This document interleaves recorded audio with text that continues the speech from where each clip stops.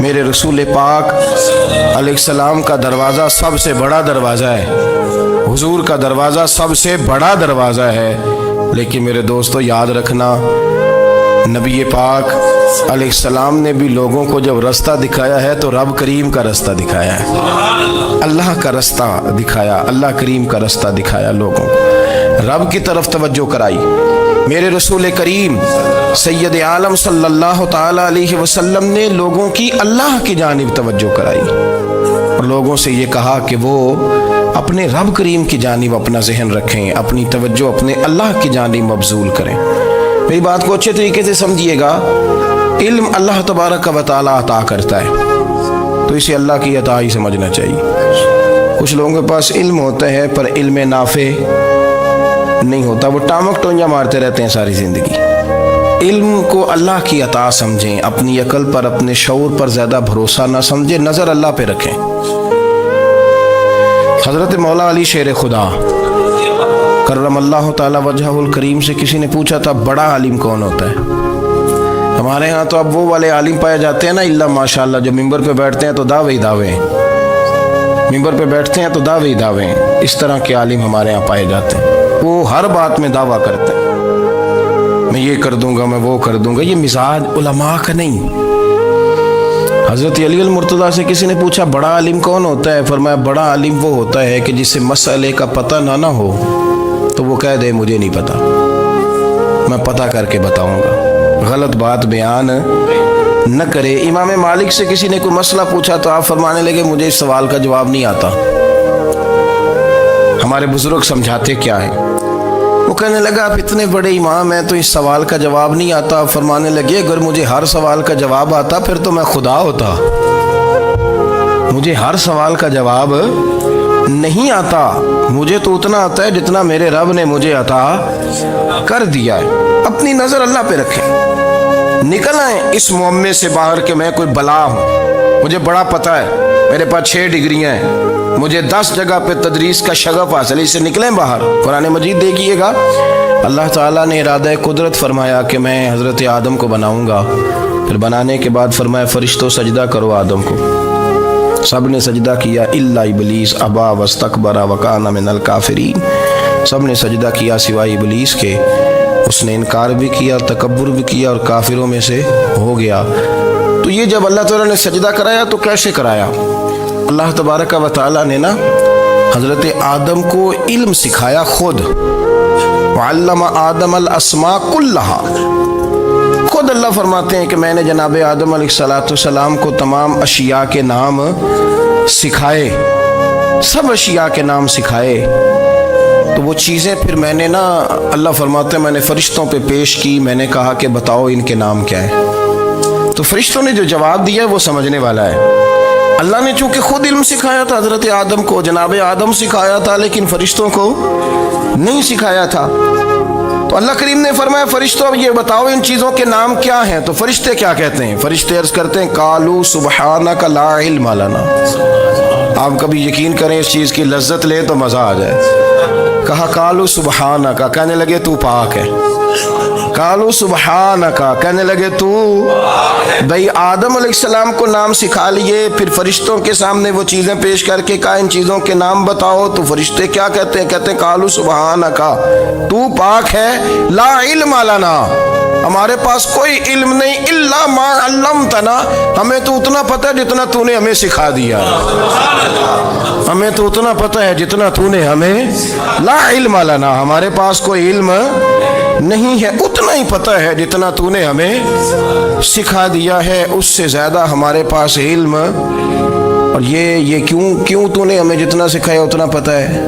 فرشتے یہ نہیں کہتے یا اللہ تو زیادہ سکھا، آدم کو دیا تو ہمیں بھی دے، یہ نہیں فرمایا، فرمایا انک انت العلیم الحکیم، اے اللہ تو علم والا بھی ہے اور حکمت والا بھی ہے، تجھے پتہ ہے کس کو کتنا دینا ہے، جتنا تو نے مناسب سمجھا جناب آدم کو دیا، اور جتنا تو نے بہتر سمجھا وہ تو نے ہمیں عطا فرمایا۔ تو اگر آپ کے پاس علم ہے، کہیں نالج ہے، تو اس کو اللہ کی عطا سمجھے۔ ہمارے ہاں بہت سارے لوگ بن کے بیٹھ جاتے ہیں، میں اکثر کہتا ہوں کہ پھر وہ دعوے کرتے ہیں میرے علاقے والے جاہل ہیں، میرے شہر والے جاہل ہیں، میرے خاندان والے پڑھے نہیں، یہ آپ کا دعویٰ ہے، یہ آپ کو خراب کر دے گا۔ ہم نے بہت سارے ایسے لوگ دیکھے جو بہت بڑے عالم تھے، لیکن اللہ جب لینے پہ آیا تو عقل ہی لے گیا، شعور ہی چلا گیا، حافظے ختم ہو گئے۔ آپ دیکھتے ہیں بڑھاپے میں کچھ لوگ ایسے ہوتے ہیں کہ جن کو یہ بھی یاد نہیں رہتا کہ میرا نام کیا ہے، میں کہاں ہوں، مجھے کدھر جانا ہے۔ تو اس وقت سے اللہ کی پناہ مانگیں اور اپنی نظر اپنے رب کریم کی جانب رکھیں، اللہ کی جانب اپنی نظر کو مبذول رکھیں۔ دوسری بات، علم کے بعد ایک چیز آتی ہے جس کا نام ہے ہدایت، جس کا نام ہے تقویٰ، جس کا نام ہے پرہیزگاری، جس کا نام ہے عمل، عبادت، ریاضت۔ یہ بھی اسی وقت ہی نصیب ہوتی ہے جب میرا رب کریم نصیب فرما دیتا ہے۔ ہم نے نا نیکی کا اپنا اپنا سٹیٹس بنا لیا ہے، اپنا اپنا معیار بنا لیا ہے۔ کچھ لوگ کہتے ہیں کہ جناب مسجد میں سیمنٹ کا توڑا دینے سے بہتر ہے کسی غریب کو آٹے کا تھیلا دے دو۔ اب اس نے اپنا مزاج بنا لیا نا نیکی کا، اس نے اپنا سٹیٹس بنا لیا۔ میرا یہ سوال ہے کہ نبی پاک صلی اللہ تعالیٰ علیہ وسلم جب مدینہ شریف آئے تھے تو حضور نے سب سے پہلے غریبوں میں آٹا تقسیم کیا تھا کہ سب سے پہلے مسجد بنائی تھی؟ کیا عجیب لوگوں کا رنگ ہے، اپنی مرضی کی ہدایت، اپنی مرضی کا تقویٰ، اپنی مرضی کا معیار۔ مسجد کوئی بڑا چھوٹا خطیب بھی میری طرح کا ہو نا تو وہ مسجد میں بیٹھ کے جب نبی پاک کی بات کرتا ہے تو کہتا ہے میرے رسول پاک غریبوں کا سہارا بن کے آئے۔ وہ غریبوں کی بات کرتا ہے، مسکینوں کی، لاچاروں کی، کمزوروں کی بات۔ تو مسجد ہی تو وہ ادارہ ہے جہاں سے غریبوں کی بات ہو رہی۔ تو اب لوگوں نے غریب کو اور مسجد کو لڑانا شروع کر دیا، اس کو لڑاؤ کہ مسجد میں پیسے دینے سے بہتر ہے آپ غریب کو آٹے کا تھیلا دے دیں۔ آپ یہ کیوں نہیں کہتے کہ مسجد میں بھی آپ توڑا دیں ایک سیمنٹ کا اور ساتھ غریب کو بھی خدمت کریں؟ یہ کیوں نہیں تقویٰ؟ اپنی اپنی مرضی کا مزاج، اپنی اپنی۔ کچھ لوگ کہتے ہیں چھوڑو جی، ساری زندگی انسان نماز پڑھتا رہے اور پھر گالیاں بھی دیتا رہے، بندہ داڑھی بھی رکھ لے اور جھوٹ بولنا بھی نہ چھوڑے۔ تو یہ آپ نے اپنے پاس سے تقوی کا معیار بنایا ہے۔ گالی دینے کا گناہ ہے اور داڑھی رکھنے کا ثواب ہے۔ تو اگر آپ داڑھی رکھے ہوئے ہیں اور آپ کوئی غلطی کر رہے ہیں تو اس سے آپ کی داڑھی کا ثواب ختم، اللہ کرے آپ کو سمجھ آئے میری بات۔ آپ کوئی غلطی کر رہے ہیں، داڑھی کا ثواب اس سے ختم، وہ اپنی جگہ پہ قائم ہے چیز۔ اپنی مرضی کا کیوں تقوی کا معیار بناتے ہیں؟ تقوی کا مزاج اپنی مرضی کا نہ بناؤ۔ اللہ کی بارگاہ سے دعا مانگو کہ یا اللہ ہمیں ہدایت کا نور عطا فرما، اللہ تو ہمیں رستہ دکھا، تو بتا کہ ہدایت کیا ہے۔ تو رب فرماتا ہے اللہ ولی الذین آمنوا، اللہ مومنوں کا مددگار ہے، یخرجہم من الظلمات الی النور، وہ انہیں اندھیروں سے نکالتا ہے اور نور کی طرف روشنی عطا فرماتا ہے۔ اندھیروں سے نور کی طرف اللہ لاتا ہے۔ اللہ ولی، اللہ مومنوں کا ولی ہے، وہ انہیں اندھیروں سے نور کی طرف نکالتا ہے۔ ہدایت ہمیشہ اللہ کی طرف سے سمجھے۔ جب وہ نماز کی توفیق دیتا ہے تو اپنے فضل سے دیتا ہے، جب وہ ذکر کی توفیق دیتا ہے تو اپنے فضل سے۔ ہم سمجھتے ہو جی فلانا نہیں پڑھ رہا بڑا بیوقوف ہے، فلانا نہیں پڑھ رہا، تو تم کیا اپنی عقل کے زور پہ پڑھ رہا ہے؟ میں جی اللہ کے فضل سے 2 سپارے پڑھتا ہوں، تو کس پہ احسان کرتے تو 2 سپارے پڑھ کے رویا کر کہ اگر مالک تو بڑا قریب نہیں۔ بڑے لوگ ہیں جن کو پورا قرآن حفظ ہے پر انہیں پڑھنے کی توفیق نہیں، تو انہیں فضل کیا اور مجھے توفیق دے دی ہے پڑھنے۔ رویا کر، پڑھ کے رویا کر، راتی ساری کر کر زاری، وہ نیند اکھاں تھی توندے تے فجرے اوہی گناہگار کہاون سب تو نیوے ہوندے۔ مہربانی کریں، ڈریں، نیکی کریں تو پھر ڈریں، پھر احساس پیدا کریں، پھر اپنے اندر وہ کمزوری لائیں کہ توبہ توبہ مجھے تو پتہ ہی نہیں، تو جانتا ہی نہیں۔ حضرت سیدنا امام اعظم ابو حنیفہ رحمۃ اللہ تعالی علیہ کے ساتھ ایک شخص کہتا میں نے نماز پڑھی تو عشاء کی نماز تھی۔ یہ جو لوگ بڑے ہوتے ہیں نا، جن کے پیار کرنے والے بڑے ہوتے ہیں، ان کے گرد خوف بھی بڑا ہی ہوتا ہے، انہیں بڑا ڈر لگتا ہے، بڑی بعض اوقات آزمائش ہوتی ہے ان کی۔ عشاء کی نماز کہتے پڑھی تو امام صاحب نے نا عشاء کی نماز میں تلاوت کی آیتیں فَمَن يَعْمَلْ مِثْقَالَ ذَرَّةٍ خَيْرًا يَرَهُ وَمَن يَعْمَلْ مِثْقَالَ ذَرَّةٍ شَرًّا يَرَهُ، فرمایا جو ذرہ برابر خیر کرے گا وہ بھی قیامت میں دیکھے گا، اور جو ذرہ برابر شر کرے گا وہ بھی قیامت میں اس شر کو دیکھے گا اس کے سامنے آئے گا. تو وہ شخص کہتا ہے کہ سارے لوگ نماز پڑھ کے چلے گئے تو امام صاحب رحمۃ اللہ علیہ نے اپنی داڑھی پکڑی ہوئی رو رہے ہیں. کہتے ہیں وہ ذرہ برابر نیکی کا بدلہ دینے والے، وہ ذرہ برابر شر پہ سزا دینے والے میری سفید داڑھی کو دیکھ. مالک میرے ذرے ذرے سامنے نہ لانا، لوگ تو میری بڑی قدر کرتے ہیں دنیا، میں تو بڑا پہچانا جاتا ہوں، لوگ تو میری راہوں میں پھول لیے کھڑے ہوتے ہیں، مجھے بڑا نوازتے ہیں، قیامت میں رسوا نہ کر دینا، میرے لیے مشکل ہو جائے گی. وہ کہتے ہیں میں نے امام صاحب کا درد دیکھا، مجھے کوئی کام تھا تو میں چلا گیا. میں نے کہا کہ وہ اس وقت اللہ کے حضور حاضر ہیں تو میں دوبارہ آؤں گا. کہتے ہیں میں تہجد کا وقت آیا تو امام صاحب وہیں بیٹھے تھے اور ان کی داڑھی آنسوؤں سے بھری ہوئی تھی اور زور سے داڑھی پکڑی ہوئی. کہنے لگے مالک رسوا نہ کر دے، قیامت میں رسوا نہ کر دے. یار جو ہدایت یافتہ لوگ تھے وہ تو ڈرے ہوئے تھے، وہ تو سہمے ہوئے تھے، وہ تو کہتے تھے یہ اس کا فضل نہیں، اس نے بلا لیا، یہ اس کا کرم نہیں. حضرت بایزید بسطامی کسی کافر کو دیکھتے تو رو پڑتے، کہتے مالک تو کتنا کریم ہے، یہ بے ایمان رہ گیا، تو نے اپنے فضل سے مجھے اپنے نبی کا غلام بنا لیا. وہ رو پڑتے. یہاں تو لوگوں کا دعویٰ ہی بڑا ہے. نمازی اللہ خیر فرمائے وہ تو دوسروں کو گھورتا ہے، وہ کہتا ہے جنت کا میں مالک ہوں، کنجیاں میرے پاس ہیں، میں کسی اور کو گھسنے نہیں دوں گا. اور اگر 2-3 حج کر لے تو پھر تو وہ کہتا ہے کہ اب میرے سے پوچھ کے لوگ جنت میں جائیں گے معاذ اللہ. اور اگر وہ 2, 4, 5, 7 دفعہ کوئی نفل پڑھ لے تو پھر وہ کہتا ہے چھوڑیں جی سارے لوگ بے عمل ہیں، میں اکیلا نیک ہوں. نہ ایسا کریں، اپنی توجہ اپنے رب پہ رکھیں، اپنی توجہ اپنے معین الملت والدین، عطائے رسول، ہند الولی، غریب نواز، خواجہ معین الدین چشتی، حضرت خواجہ اجمیر، شاہ اجمیر، شاہ اجمیر، والی ہندوستان. آخری عمر میں نا سارا دن روتے گزر جاتا، ساری رات روتے گزر جاتے، ذرا سی کوئی بات کرتا تو رو پڑتے ہیں، آنکھیں آنسوں سے بھری رہے. کئی دفعہ اپنے بھی پریشان ہو جاتے ہیں نا کہ یار تو ایک بات کی جان ہی نہیں چھوڑ رہا. تو خواجہ قطب الدین صاحب بختیار کاکی سے لوگوں نے کہا کہ آپ مرشد سے بات کریں، اتنا بھی تو نہیں نہ رونا چاہیے، ہر وقت اس کے آنسو کی کریے. عاشق دا کام ہی رونا تونا تے بھی نہ روئے نہیں منظوری. یہ عاشق سدا ہی روندا رہندا ہے، پاویں وصل ہوئے تے پاویں دوری. ہر وقت رونے کا کیا مطلب ہے؟ تو خواجہ قطب صاحب کہتے ہیں میں قریب گیا تو میں نے پیر دبائے، میں نے کہا سونیا لوگ تو کچھ بھی نہیں کرتے، تو نے تو کمال کر دیا، 90 لاکھ آدمی مسلمان کر دیا، دنیا کچھ نہیں کرتی، تو نے 50 سال ساری رات مصلے پہ بیٹھ کے رب راضی کیا. تو شہزادہ تھا، حضور کی اولاد تھا، لیکن معین الدین تیرا ایک پلاٹ بھی نہیں، تو نے طالب علم پالے، انہیں غریبوں کو دیا، انہیں نوازا، کوئی شے نہیں تیرے پاس، ہر چیز تو نے، ساری رات روتے ہو، سارا دن روتے ہو.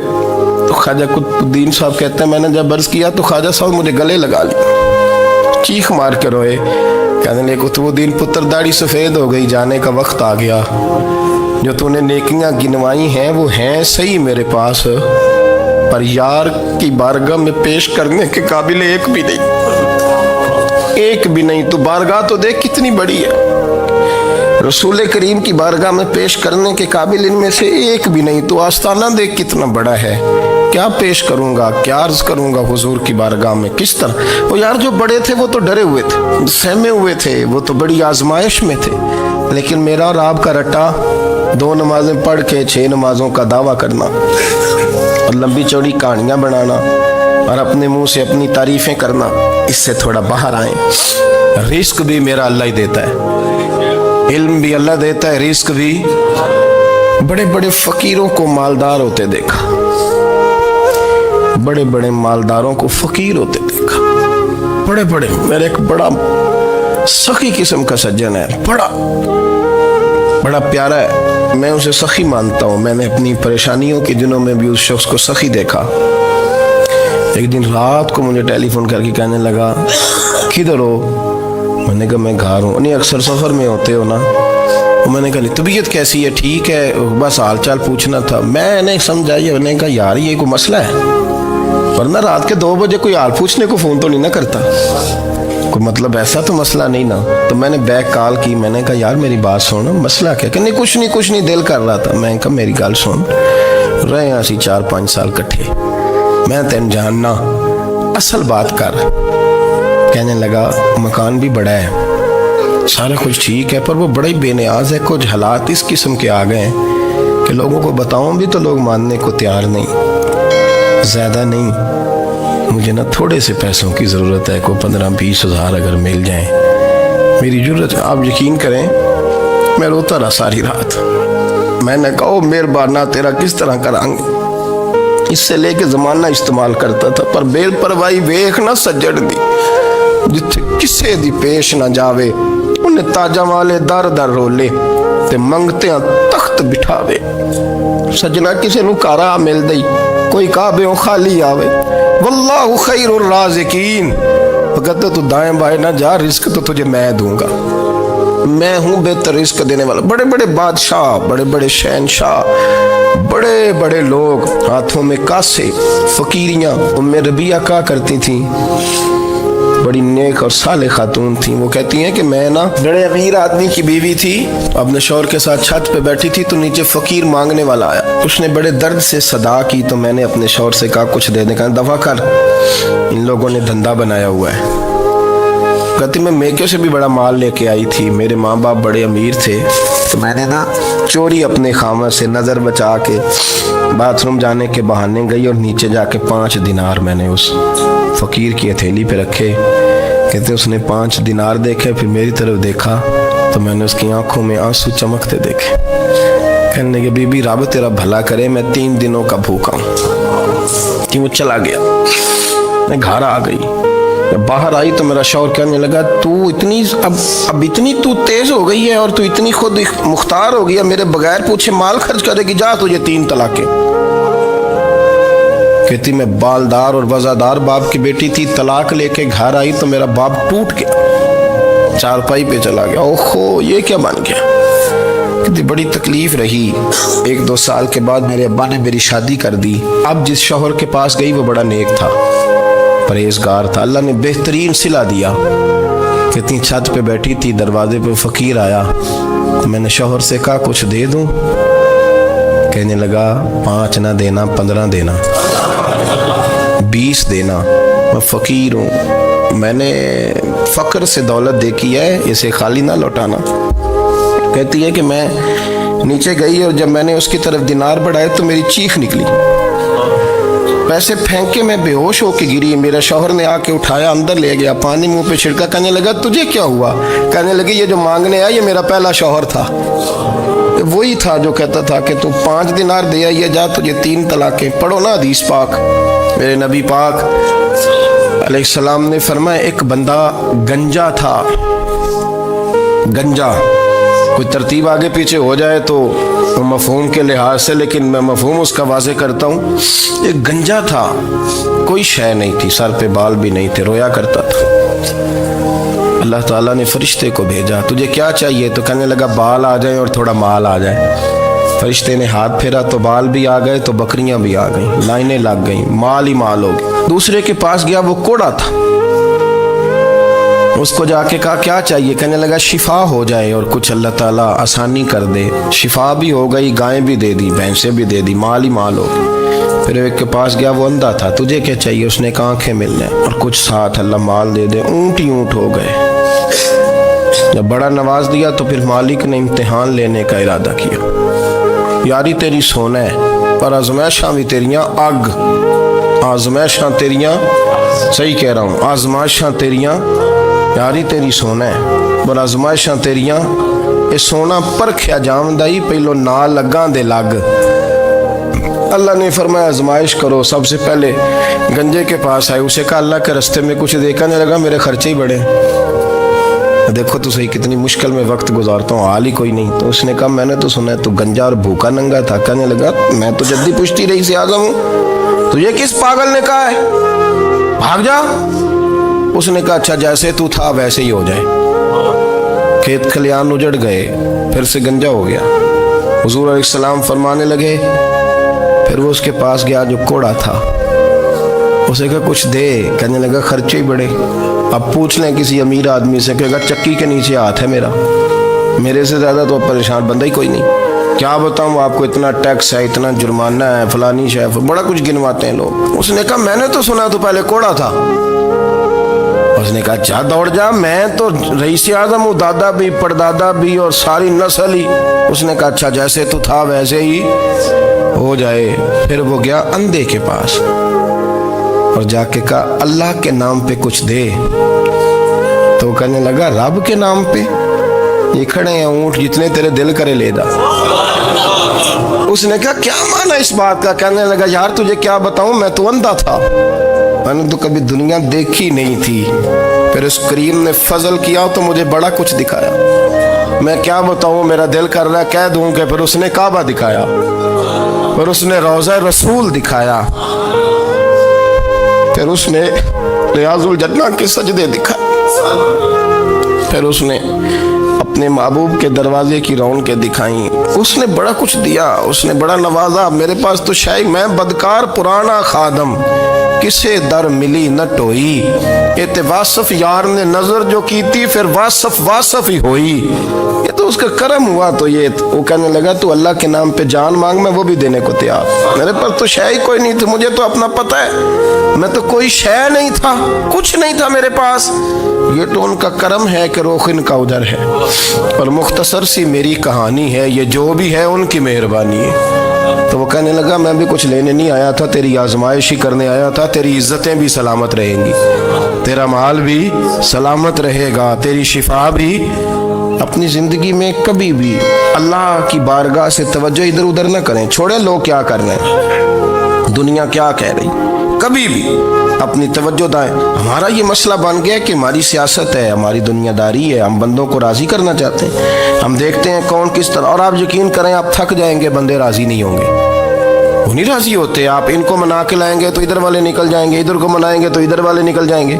اس چکر سے باہر آئیں، اس رب کو راضی کریں جو فرماتا ہے ان الذین آمنوا وعملوا الصالحات سیجعل لهم الرحمن ودا۔ فرمایا تو ایمان لانے کے بعد نیک عمل کر، میں لوگوں کے دلوں میں تیری محبت پیدا کر دوں گا۔ رحمان لوگوں کے دلوں میں محبت ڈال دے گا، اللہ لوگوں کے دلوں میں۔ اپنی نظر ہمیشہ اپنے رب پہ رکھیں، اتنی لمبی چوڑی دنیا داروں سے امیدیں نہ وابستہ کریں۔ میں نے دیکھا ہے لوگ کا سال ایسی کرتے ہیں، کبھی اس کے دروازے پہ کبھی اس کے دروازے پہ۔